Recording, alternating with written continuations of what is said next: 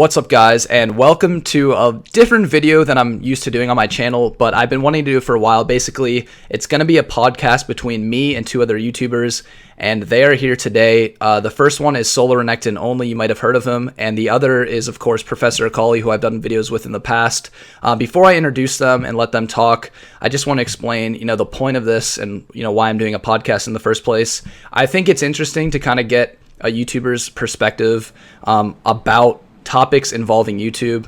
It kind of goes unsaid a lot of the times, so I think if we tackle some of these topics that you guys might be interested in hearing, it'll be, an enjoyable experience for you guys, the listeners of this podcast. So without further ado, and all that being said, I do want to introduce the two other people that are on here with me today. First, we have SoloRenektonOnly. I'll let him introduce himself and give his story about how he got into YouTube. Boom, what up, SoloRenektonOnly here. That's my intro. For those who don't know, I do full game commentaries and also stream every day. I've been doing YouTube for, 4 years now. Started off as a Renekton one trick and kind of meandered into just being a top lane one trick or top lane main in general. I do, commentaries focused on minion wave management, like counters and all that type of stuff, what builds, what item paths are good. I do some funky builds and I do a grind to challenger. So yeah, you should check me out if you haven't. Right, absolutely. And so how did you get started on YouTube? Like, how many years ago was it, and what made you want to make a YouTube channel in the first place? I'm kind of curious. Well, I started streaming originally, and then I would make, like a highlight play here or there. And I didn't really have a spot to put it, so I started a YouTube channel, and I would just post up my highlights there. I did that for probably about a year before I ever started doing full game commentaries. And then I realized people like full game commentaries, and I just started doing that all the time. So Professor Akali is the other person joining us today. So real quickly, I'll let him introduce himself. You probably have already heard of him if you're on my channel because he's been here a lot. So Professor Akali, without further ado, if you want to introduce yourself. Hey, what's up, guys? It's Professor Akali. I've been doing YouTube for about 10 months. I'm an Akali one trick that has pretty much made everything in the book for Akali, guides, how to carry, builds, and everything in between.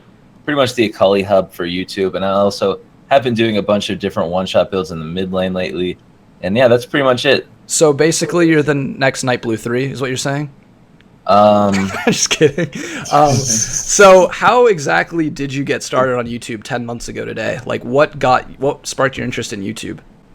So originally, I started up a channel on YouTube for a few months before Professor Akali came out with my two friends, and it wasn't working out. So we were doing a montage channel where we kind of just tried to think of creative ideas, but we all had different plans in mind for how we wanted the channel to go, in which directions. So eventually we had a falling out. I decided to make my own channel in spite of it after a few days of us not working together. And yeah, from there on, I spent 15 hours a day, because it was in the middle of the summer, I think, when I first started. 15 hours a day, just spending my entire summer learning YouTube, learning Sony Vegas, how to edit videos. From there on, started streaming. YouTube had favorable algorithms for streamers, and I was able to grow rapidly. Yeah, just off of that algorithm. And I also want to say this because people might not know this, but about 6 months ago, I decided to create a network of YouTubers, and Professor Akali was actually one of the first people I emailed, and that's how we met. He had 40,000 subs at the time and wasn't getting that many views, but he was growing, and now he's got 50,000 more subs than me. So I just thought that was funny, that just in 6 months time he went from a very unknown YouTuber to one of the top tier League of Legends YouTubers. So all right, guys, so the first thing I want to talk about today is our opinions of, where League of Legends is currently and the direction it's been going in, and ultimately, how it compares to the old league. For me, Season 3 is vastly different. That's when I started. Season 2, Season 3 is vastly different from Season 7, about to go into Season 8. And I don't know. I think personally, I'm not too fond of the current patch, the current season. I mean, I don't have too strong of an opinion on this topic because, like I said, I don't really read patch notes that much. I'm not that analytical of the game. But just by personal experience alone, I feel like the game definitely taken a kind of a shitty turn.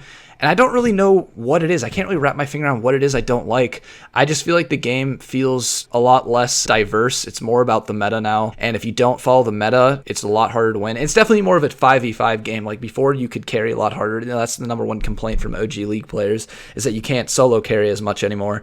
But just from like a jungle's perspective, I hate that like I can't play the junglers I want and like sustain a really good win rate. I kind of have to conform a little bit if I want to actually climb it. I just don't like that. But you guys probably have different opinions. So yeah, that's definitely understandable from the jungle role. The strength of the jungle role has always depended on the outside meta and how they decide to balance jungle XP and everything. So it makes sense that, considering last season, jungle was absolutely broken and you could 1v9 carry every single game. And on top of that, Lee Sin's been nerfed. You wouldn't really like this game as much as you did last season and before. So yeah, it makes sense how you wouldn't like the current patch. But honestly, and I'm not just saying this because Akali got a huge buff. I really don't even play too much Akali anymore. But I honestly think that League of Legends hasn't been in a better spot in a very long time. I remember back in the day, like I've been playing since the very, very beginning of Season 1, very rarely taking breaks. There were always champions that were required to be permabanned. Otherwise, you were going to have an absolutely terrible time. There was also champions that you could absolutely not pick. Otherwise, your team is going to have an absolutely terrible time. But I feel like neither of those things exist anymore, or if they do exist, they're so much less prevalent. And I might go to the whole you're not able to 1v9 carry anymore because the game is more 5v5 centered, but honestly don't even see that too much, because if you get fed on champions like Akali or Vayne, you can pretty much that's 1v9. true. There's definitely still a few champions that are still out there that can 1v9, but I mean ultimately I don't know. What do you guys think? How long do you think League will be relevant? People always tell me, oh, League is dying, League is dead. And people that say that don't really know what they're talking about, because there's still growth. It's not even that it's flatlined. Like, it's still going up. Like, there's still more active users each month. And I think, personally, it'll be around for at least 5 to 10 more years. If they play the cards right, it could even go longer than that. But I don't see League going anywhere at least for another 5 years. I don't know. What do you think, SRO? Yeah, so I think this is going to go on for probably another 5 years at least, and then I figure Riot's going to spin it into like a League of Legends 2 or something along that type of a path. It all really depends on like what comes out. Like, who knows, maybe in 5 years we got this new computer device that we can like enter in virtual reality and Riot comes out with like a virtual reality game or something like that. I don't exactly know where the future's going to hold, but I definitely think the MOBA genre is pretty fun. Sorry to cut you off, but imagine a virtual reality League of Legends. Dude, I could be a crocodile. That would be amazing. Before we move on to the next one, let's hear your opinion on the current patch and, just the season in general. I mean, I've been playing since Season 1, so I've seen all sorts of like goofy stuff happening. All these, OP champions, not OP weak champs. I just think there's so many champions in the game and so many like viable like counterplay to so many different things. Like, sure, right now tanks are super popular, right? Maokai, Cho'Gath, OP. But, as it goes on, people develop counters for these champions. Nar's super popular again because he has good matchups into those tanks. And then all of a sudden people start bringing out the Aurelia, the Akali, like these other champions that can just all in a Nar. So I don't know. I think there's always developing. The meta is constantly changing and bringing like new things up. I think I actually enjoy how Riot's patching it. It's like I'll every admit 3 they're more weeks Riot proactive patches. now. They're definitely more proactive. They don't let shit stay broken for that long. Because Well, it's just like big changes to the game. It makes it feel like a new patch to me, or a new game completely. Like, I'm always trying to record fresh videos for my YouTube channel. So, a new champion gets buffed, I want to try him out. A new champion gets released, I want to try him out. It honestly feels like every single day I'm going to stream, it's super fun because it's like, okay, well, today I'm going to try out Mundo now. Mundo just got a buff. Okay, I'm going to try out, this item build is now really strong, so I'm going to try that out. I mean, I get it when you're only doing like one, I couldn't keep playing Renekton and having fun. But when I get to, play all these other different champions, it's super enjoyable. It feels like the game is brand new every like 3 weeks to me. Yeah, Riot's definitely improving their patching team, I guess you could say. Like, they're definitely hitting problems quicker and not letting them drag out, which kind of leads into like the next question I wanted to ask. And it's, who do you think is the most broken champion of all time of any season or any patch? So, like, for example, in my opinion, from my memory, the most broken champion in the history of League of Legends was the beginning of Season 4, Kassadin.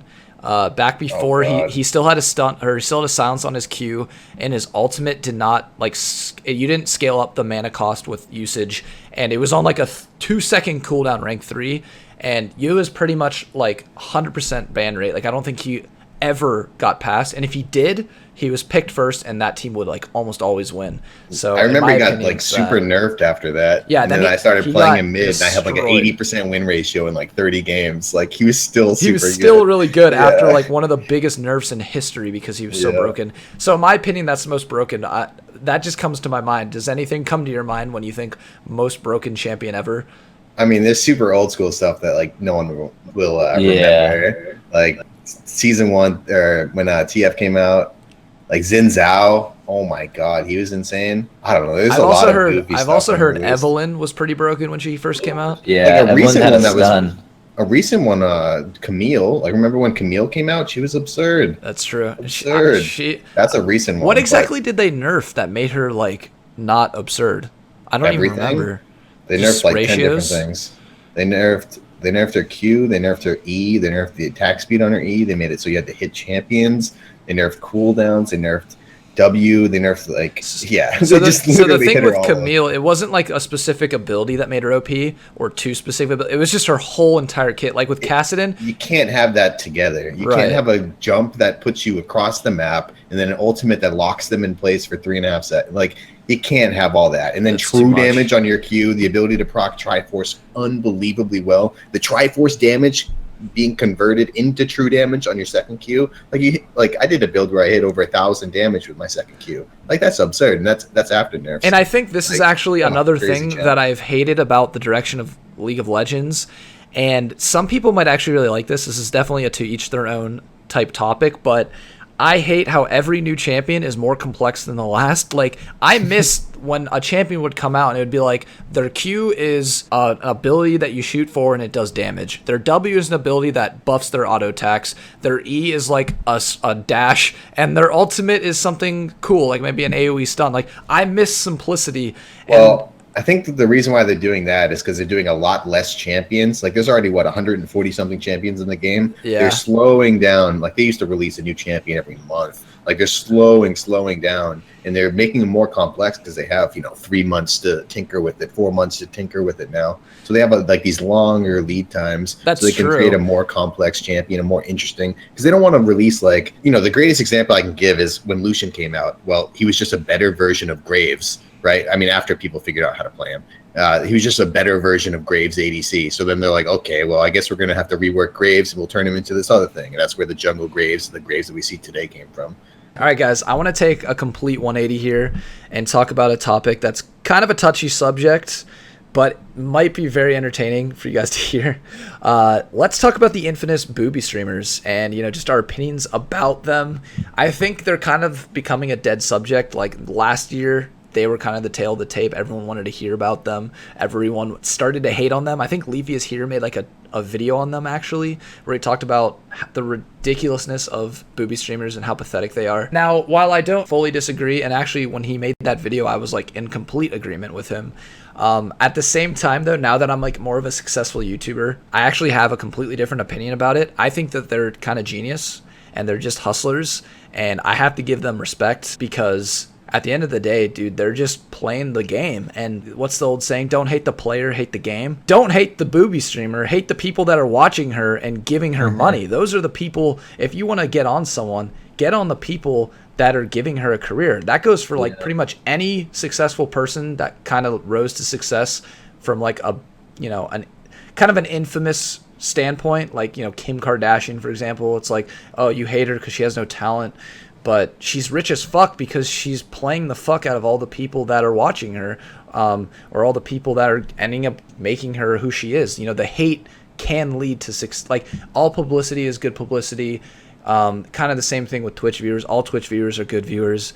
And they've kind of left their mark on the Twitch market, and I think it's kind of genius. I look at them as entrepreneurs, not as sluts or anything, but I don't have any problem with the boob streamers, and I am curious what you guys think about that. Well, I don't have an issue with it. The way I look at it is the viewer that is going to watch that is probably not a viewer that I'm going to acquire anyways. Like, the type of viewer that's going to watch a good-looking girl versus the type of viewer who's going to watch my egghead, like my balding 30-year-old looking ass. Like it's a whole different market. So I don't know. I understand why they do it. I get it. I have a lot of booby streamer friends or whatever, but I don't think that there's anything wrong with these attractive girls showing off whatever the hell they want to, as long as it's not against the Twitch TOS. But yeah, I mean, they're doing their job like anyone else. It's a hustle and a grind. Yeah, that's kind of what I came to the conclusion of as well. And I feel like since we're all kind of in agreement here, we're gonna get comments on this video like Professor Akali, Heizman, and SRO are just trying to get e-girl pussy, but that's not true at all. Like, I actually just genuinely don't believe that there's anything wrong with hustling and grinding if like it works, if it works for you. Then I just don't care. I'm more of the kind of guy. It's like I let people do whatever they want. If some people want to watch that, some people want to watch that. Like, yeah, honestly, I don't want to watch it. Yeah, I've never had a problem with any Twitch e-grill. It was more so the YouTube ones like Celestia Vega and whatever the other girl was, but they don't even matter anymore. Yeah, it's like Zoe Berger. Yeah, like I got kind of like, it is kind of disheartening when you see a girl like rise to the top, but I had this revelation that it's like, it's not them. Don't hate the player, hate the game. Hate the people that are watching. Hate that it works, but you can't ever blame them. And I definitely had that. Like, it's a kind of a growing up thing. Yeah, definitely. It's a mature thing. Like, obviously, when you're a YouTuber that's trying to grow your channel and then they hit 1 million subs because they have a nice pair of personalities. Nice pair. It's disheartening, but I definitely have a completely different opinion now. Like, I grew up, I understand. You use your assets. Like, if they're an attractive girl, like ST Peach, for example, or Pokimane, they're using their good looks on top of whatever personality they have. I don't really watch either of them, and they're making a job out of it, and it's respectable. I think that just about wraps up that topic because we're all pretty much in agreement. There's no argument or anything. It's just, Anyways, with all that being said, I do want to transition into what we hope to see change within League of Legends, and ultimately what we hope to see change with YouTube, because we are YouTubers.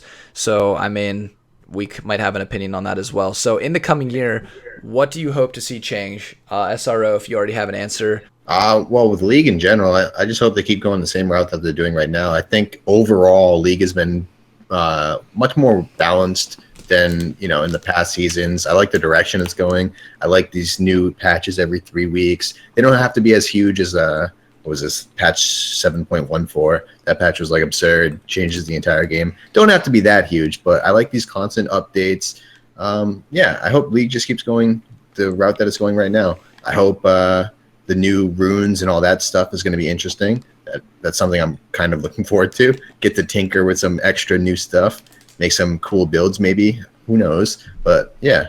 Well, for League of Legends, I think that Riot's doing an amazing job. Like, if you guys remember the plants update, I hated it. I was like, what the hell is Riot thinking, dude? They're gonna kill this damn game. What is wrong with you? I hate this game. I don't want to see these goddamn plants making me fly in the air. But now I think they're fun. You get used to it. And honestly, this comes down to just, I think Riot's an amazing company. So the only thing I want Riot to change, which they're not going to because they're making way too much off of this whole franchising thing, but I feel like the LCS kind of sucks, especially the EU LCS getting less viewers than Faker's stream. I would always watch every single international tournament, Intel Extreme Masters, every other thing, and especially Worlds. But when the LCS is on 3 days a week, all day, and it's not as exciting anymore. Like, I used to really enjoy watching tournaments, and maybe it's just because I've been playing and watching competitive League of Legends for so long that it's gotten old for me. But I don't know, I just don't really enjoy the LCS anymore. Yeah, I used to watch LCS like every weekend. That was like my thing, and now it's just like, it's almost like there's too many events. They're just saturating the market, I guess you could say. They're meaningless. You gotta pick what you want. Like, I mean, I watch every single NALCS game. Well, I mean, I watch one stream, so I guess I miss half of the games, I guess. But yeah, you gotta pick what you want. That's kind of the problem, because they have like 2 streams going on at once. So, but they have to do that with the amount of games that they have to play. I don't know, but for me, like, I always want to stay in the loop, and if I can't stay in the loop, then I just want to be completely out of the loop. So, like, I try so hard. I try so hard to like keep up with everything, but there's too much now. It's just too much. There's no way I have the time for that. So because of that, it I just get discouraged. I'm like, well, fuck it, I just won't keep up with it. Then I'll just wait till playoffs, and Yeah. so that's kind of how I feel. I I think don't know. I just like narrowed in. Like I cut out EU. I used to watch EU and NA and LCK, but I've only really been watching NA this year. And then once or twice I'll watch an LCK game in the morning. But yeah, mainly just NA LCS right now. I used to live and breathe TSM. I would watch every single one of their Dude, vlogs. I followed their YouTube channel, like the TSM Legends. That shit was Bay awesome. Life. No, before that. Before they had you're old school. Yeah, You're talking Bay about Life, Pop Dyrus, on the team, Rain Man. Dyrus, dude, Dyrus is the man. Well, but, I mean, honestly, even before Dyrus, when they had the Rain Man, like I You're talking enjoyed super old school. I You're talking enjoyed like them, and I could MLG. Yeah, exactly. MLG events, like I could root for them, and like these days, like I can't even name all 5 members on Cloud9. I think I could. Honestly, I don't even like. I don't think I can. It's just Smoothie, there's always- Sneaky, Jensen, Contracts is in the jungle, Impact and Ray in top lane. Boom! What up? See, I can't do that anymore. To me, there's still Lemon Nation, High, Balls, Oh, and yeah.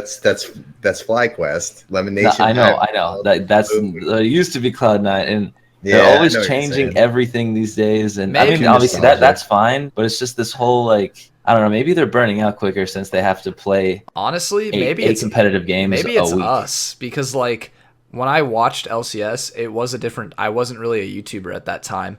I had more time to myself. I was in college.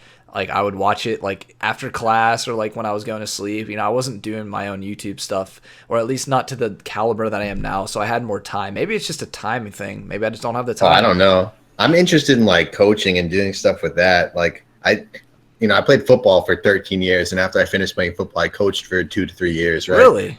I Yeah. didn't know that. So, yeah, and I like coaching in league. It just doesn't really make much sense right now for time wise with YouTube and how much I stream and all that stuff. The return on investment isn't as right. there. Just for like regular coaching with like individual people, like it wouldn't make sense. But I don't know. Down the line, I would love to do some sort of coaching with like a professional esports team. I think that would be super interesting for me. You've always, I mean, your channel is one giant coaching thing. That's what I was gonna say. Yeah. Like when I watch your videos, I actually learn some shit. I'm like, all right, cool. That's my goal. Entertain and maybe inform a little bit. I stopped trying to figure out what people are going to like a long time ago. I just try and give like my train of thought the entire time, and if people like it, they like it. It's coherent and it flows. So, all right, with all that being said, I do want to transition into our last topic for today. And the reason why I want to talk about it is because I think YouTube has become just such a shit show lately between the clickbait, the misleading thumbnails, it's absolute mayhem between YouTubers and people that watch YouTube. People get a lot of hate these days for being a clickbaiter. And I think ultimately, unless if you are a YouTuber, you don't quite understand why clickbait exists and just like the whole importance around it. And I kind of want to shine a light on that today because you guys are definitely no strangers to clickbait. I've seen your guys' videos. I'm no stranger to clickbait, I'll admit it, but I don't think it's really clickbait in the grand scheme of things, and I want to talk about why. So before I give my 2 cents, I do want to hear from SRO because you have been killing it on YouTube lately, and you have some insights about, the importance of clickbait, and I want you to explain to everyone listening why YouTubers clickbait and kind of how YouTube algorithm works and, why that drives clickbait. So I'll give you the floor. Like the main thing with YouTube right now is they're basically moving away from subscribers being like your main source of views, and it's moving toward browser feature, which is like your home page or your recommended page, or suggested feed, which is that sidebar when you're watching a video. And when they do this, the way they figure out what video is going to be in those spots is whatever video gets clicked on the most. So YouTube, their algorithm figures out what video has the highest click rate. So that means what video has a very good looking thumbnail, a very enticing title that makes people want to click. And all they're doing is seeing whatever gets the highest amount of click-through rate and then gets a lot of watch time after. Those videos will get promoted more. Those are the videos you're going to constantly see. I've never seen this YouTuber before in my life, but why is this video in my recommended? Well, it's because a lot of other people are clicking on it, and YouTube is serving it up to more and more people outside of that person's own subscribers. And that's basically how everybody's like growing right now.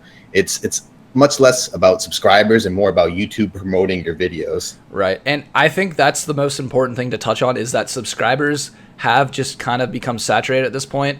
Like, I think people always ask me, like, why do I do this type of video? Like, I subscribe to you for X, Y, or Z. Your subscribers, your fans will always be here for you. So why can't?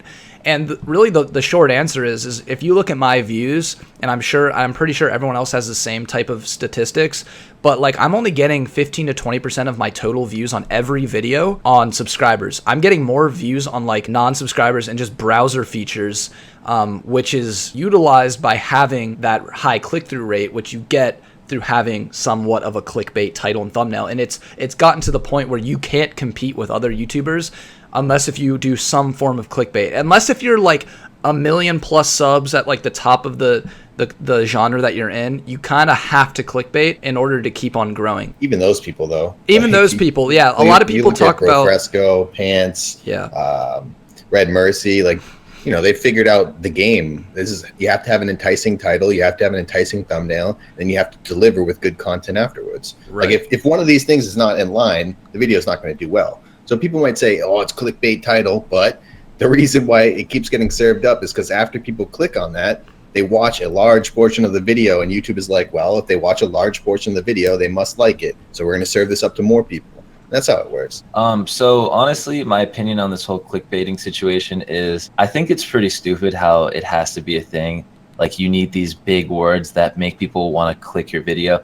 But I mean, at the same time, it makes sense if YouTube is your job. Like now that I'm not in college anymore, YouTube is my full-time job. I spend countless hours. We all spend countless hours trying to make content, whether it's daily or like at least 5 times a week for you guys to enjoy. And I feel like most people don't mind the titles. It's just the really vocal minority that really want to get upset about this type of stuff. That's before, not to cut you off, but that's something I was going to bring up is that you might get a lot of heat in your comment section, but you still have just as good of a like ratio as I do. When it comes down to it, people tend to get hate from the vocal minority, like you said. That is it right there, the vocal minority. Most people kind of understand that as long as the content is good, then they don't care if you put some clickbait thumbnail and title. I don't think it's that big of a deal. It's a sensationalized title that gets people to click, you know, and then you provide them with good content. If the content was bad, people would never come back. Like people would be like, well, this guy just clickbaits and he never, you know, I never get the interesting video that I was promised. But people are staying and people keep watching and people keep subbing because they like the content.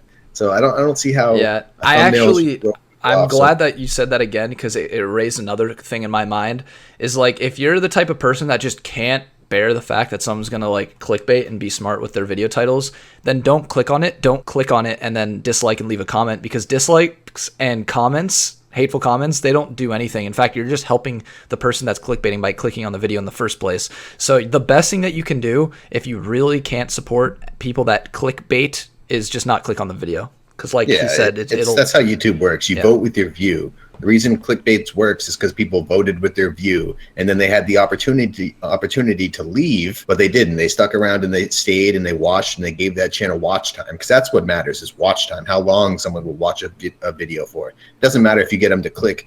You know, if they click and they leave right away, that's terrible. YouTube's already solved that problem. That's why you don't have these crazy, super ridiculous clickbaits at work, because people have to actually watch the content. If they don't watch the content, the video is never going to get suggested. It's going to go out to like no people. And you can see that easily, because there's channels with like 900,000 subscribers that get like, you know, 20,000 views on video. Amen. I don't think there's anything else to be said, so I'm going to end that. I'm going to cut that off there. All right. I don't want to drag this on any longer, so I'm going to go into our outros now. I want to just talk about where we see ourselves in the future, because we're probably all going to have a different outlook, I guess you could say. So I'm going to start with Professor Akali. Where do you see your channel being in the future?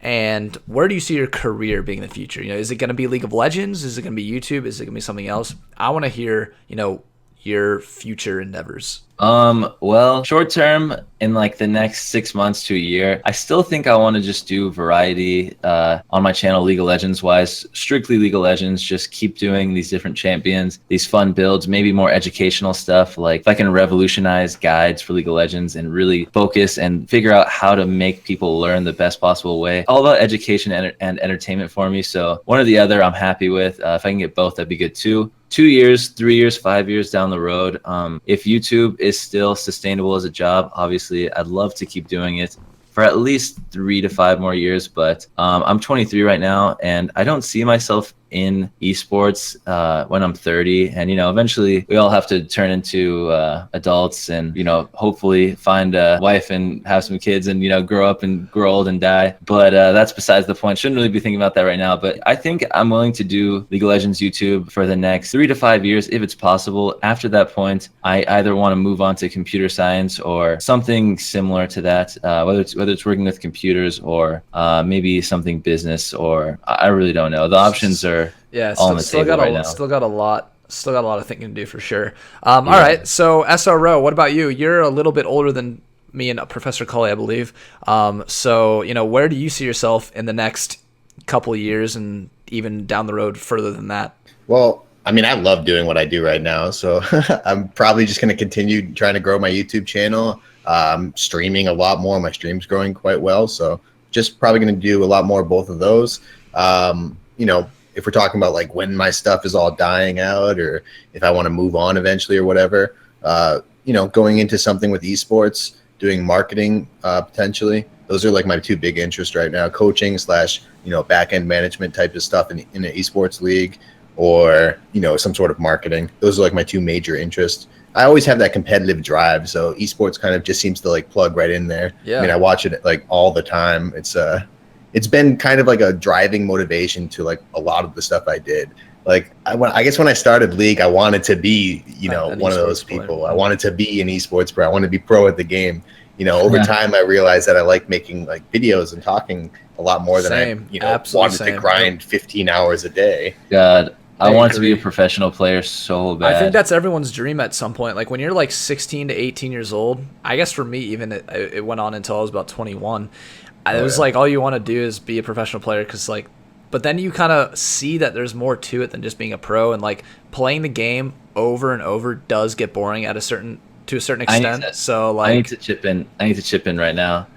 I remember when I was Challenger Equivalence ELO 2400 in Season 2, and I was Challenger in the beginning of Season 3. I tried so hard to go pro to the point where I was missing a lot of high school at that point to go. And like I would stay up until 12, miss school, fight with my parents, play League, like rinse and repeat, barely graduated high school. And yeah, I think maybe that's why it's like eventually I feel like you burn out if you don't go pro. Right. So that's just it's a definite risk to put that much time into anything, but something where like if it doesn't pan out, like you don't really have much experience to show for it. After so many years of playing video games for 14 to 16 hours a day, it's it's taking a toll. I definitely played a lot of video games, but we can save that discussion for another day. I want to lastly say what my plans are, because the people watching this is going to be posted on my channel, so I guess people are going to want to hear. Probably for the next year or two, hopefully I continue to make content. I think most content creators feel the same way. Why not? Why wouldn't I want to keep doing this? This is fun. I'm enjoying it. I have my own schedule. It's great. I love being a YouTuber. But at the same time, for me, the game is going to get dry eventually, and YouTube itself is going to get dry eventually. I always like to try new things, and I think recently I've just kind of had a change of heart. In the next few years, I hopefully am still, a public figure, but I don't know if it'll be in the same way that you might expect. I might not even be a League of Legends player. And in the long-term future, hopefully, I'm very entrepreneurial, so I kind of reach for the stars, as cliche as that sounds. I hope to one day be living on a yacht, fucking having my own business, giant conglomerate. No, not that big, but you want to vlog for Team 10? I don't know, dude. I don't think it's not every day for me, so I don't think I'd get bro. It has to be every day. Wow. Dank memes. But all memes aside, yeah, I hope to one day be like the owner of some like pristine company and be a CEO, have tons of money.